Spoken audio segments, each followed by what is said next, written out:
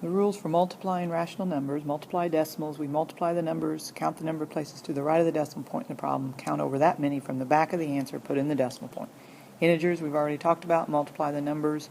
If the signs are the same, the answer is positive. If the signs are different, the answer is negative.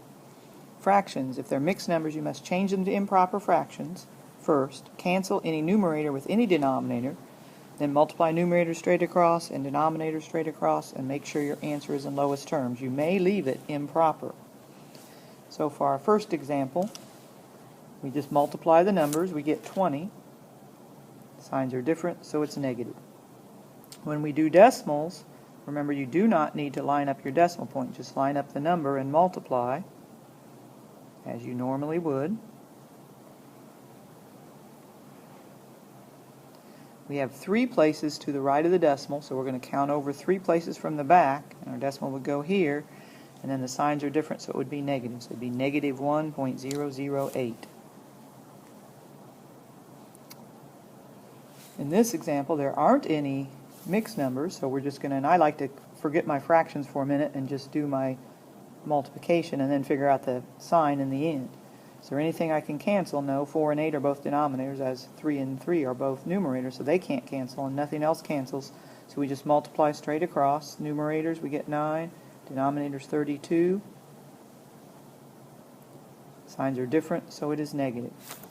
In this problem, we have to change them to the mixed numbers into improper fractions. So 5 times 3 is 15, plus 1 would be 16 over 5. Here we get 4 times 1 is 4, plus 1 would be 5 over 4. In this one we can cancel. I'm going to divide 5 by 5, we get 1. 5 by 5, 1. 4 divided by 4 is 1. 16 divided by 4 is 4. I get 4 over 1, which when you divide is 4. Now I go back and check my signs. Signs are different, so it is negative 4.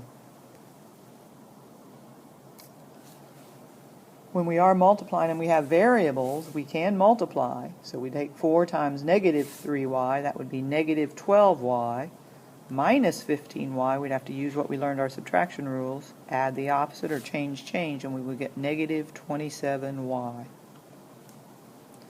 Evaluate, that means we're going to replace n with negative 2/5, so it'll become negative 2/5 squared times negative 5/8. Squaring, remember, means multiply a number by itself, so 2/5 times 2/5 would be 4 25ths, and it would be positive because a negative times a negative is positive. So 4 25ths times negative 5/8. 5 goes into 5 once, into 25 5 times. 4 goes into 4 once, into 8 2 times. And then what do we have left? 1/10. The signs are different, so it should be negative 1/10. And in this problem, this is what we talked about last week, that we know there are 12 inches in 1 foot.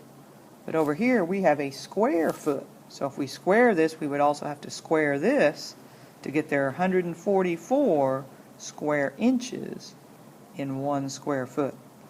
So if we have 11 of them, we need to take 144 times 11.